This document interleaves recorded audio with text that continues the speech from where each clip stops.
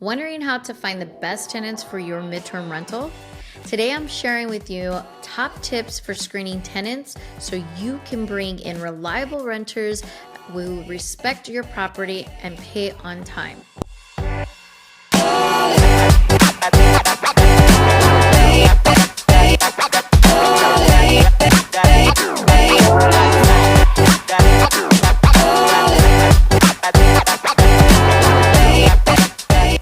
Welcome to day 9 of our series, Building a Successful MTR Business.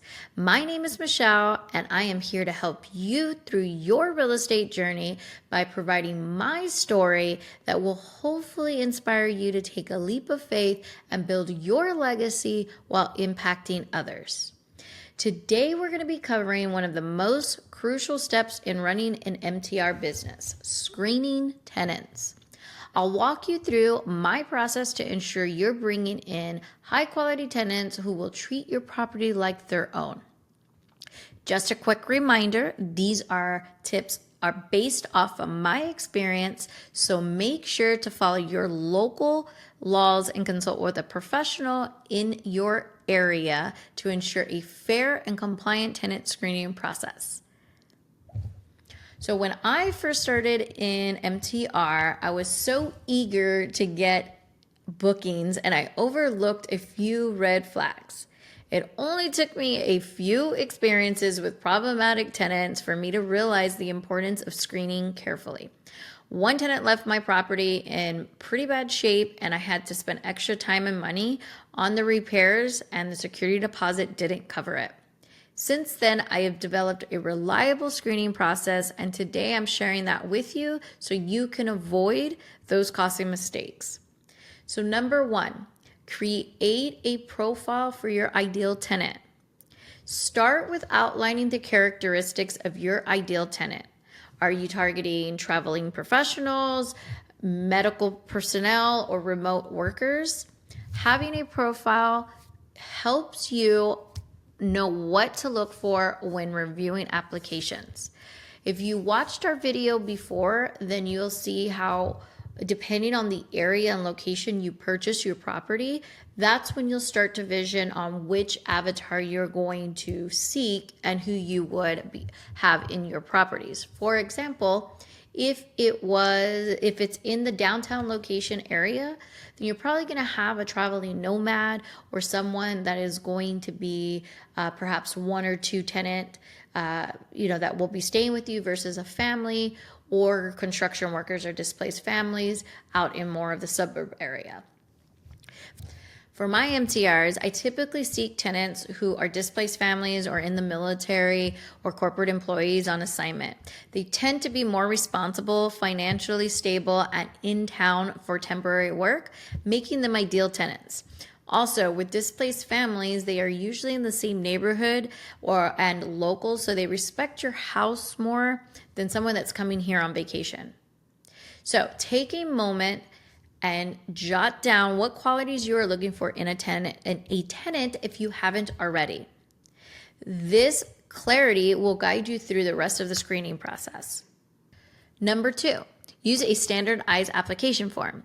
And I don't mean like go and give someone and fax over that application. There are so many types of electronic application forms that you can send over to a potential tenant that will verify employment and income information, background check, credit check, and tenant history. One main thing is that you would want to is also for evictions. A good tool that we've used in the past and we actually sometimes use now as well is KeyCheck.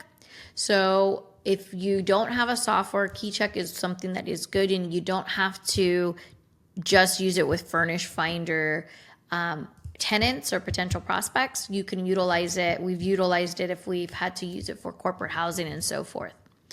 Another thing is that you do want to ask with your corporate clients in request for that credit check and background if they have it, because sometimes they run it as well. And if they don't have it, let them know that's one of your standard processes and that you must do that in order for a tenant to be able to stay with you on an MTR basis. I have not had any pushback yet on anything. And so typically I just let them know that is what we require, just like everything else, security deposit and information about the particular tenants. So verifying an applicant's financial responsibility and criminal history, really what you want to focus on is on the credit report. It shows a responsibility that they can handle payments. You want to look for a solid credit score and a minimal debt. If it is where it is an insurance client, sometimes I'll overlook the credit history and I'll ask for a little bit more security deposit and because I know that the insurance is paying for that.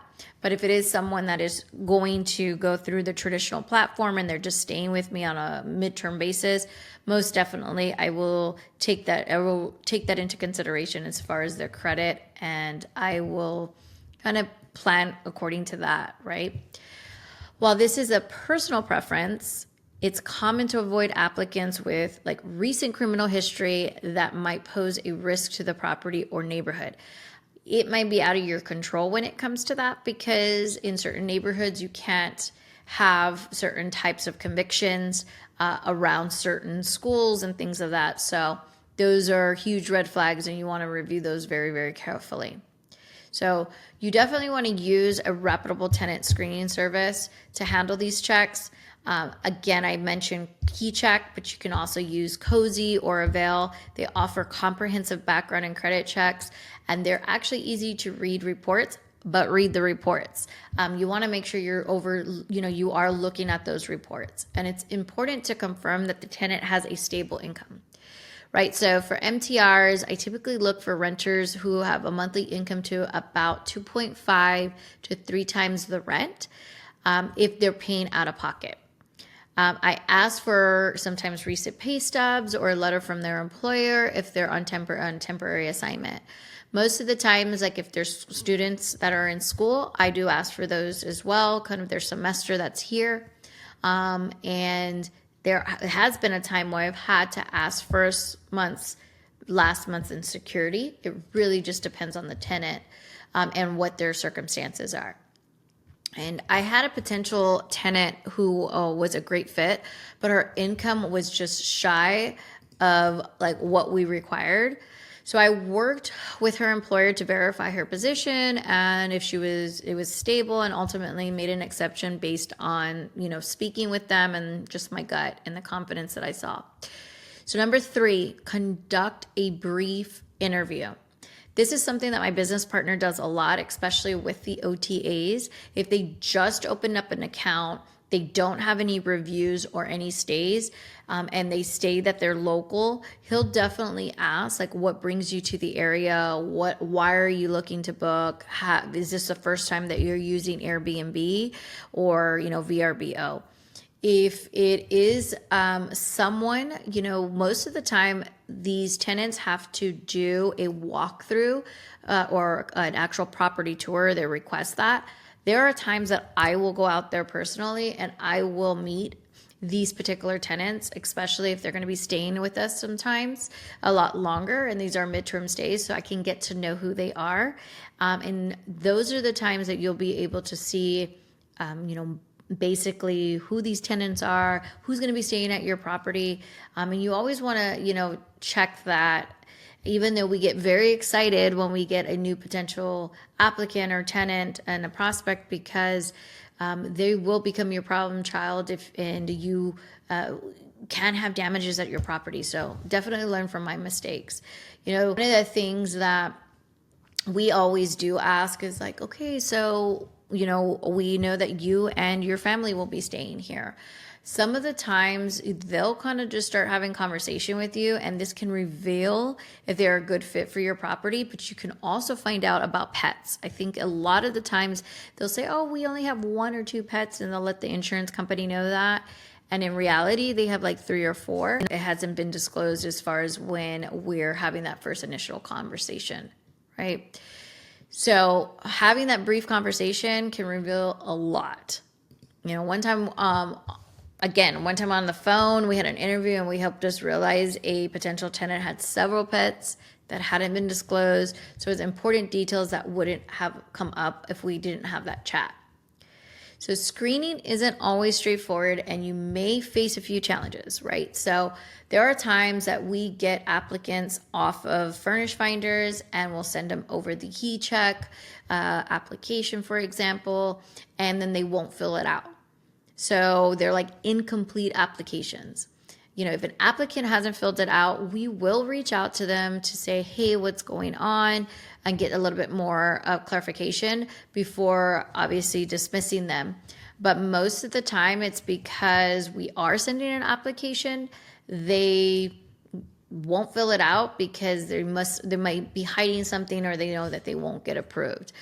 So if you are getting tenants that are pushing back, we have, throughout our journey, and they were like, why do I need to fill this out? Why is this important? Trust and believe, like, you want to make sure you do this, because if you're arbitraging properties or you own these properties, remember, ruin your property, and then you're going to have to come more out of pocket. Another thing is, like, if there's a borderline qualifications, if any of your applicants is close but doesn't fully meet your criteria, consider asking additional references or a larger security deposit, as I mentioned before.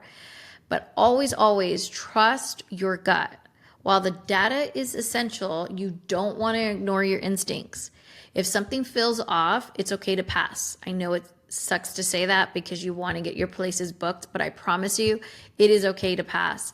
As you start to develop clientele and as you start to have more bookings, you're going to start to know more or less who you want. And let me tell you, when you find that ideal tenant and you stick to your criteria, there are some tenants that we've had stay at our properties that we forget that they're there. And then when they move out, like, we have to refund them their full security deposit, which is always a great thing to do, because they've been very good tenants and they weren't problems. And that's because we stuck to our screening criteria, and we really went very thorough in the beginning.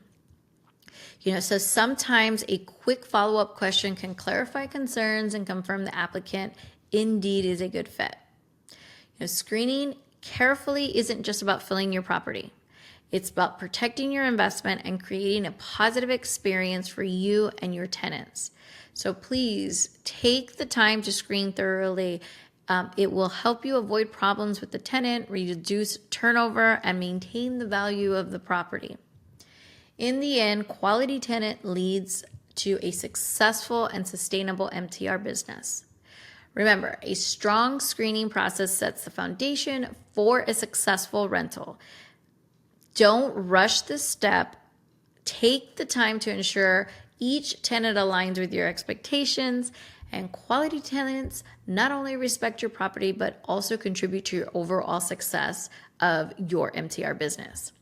I'd love to hear what qualities you look for in a tenant, so drop a comment below, or any questions that you may have in regards to the tenant screening. And if you haven't already, hit the subscribe button so you don't miss any part of this series. Tomorrow, we're going to talk about the tenant onboarding, how to set expectations and create a smooth start to their stay. This is a key in maintaining a great relationship with your tenants, so you don't want to miss it. Thank you again for tuning in, and I hope this has encouraged you to keep building your wealth. Bye for now.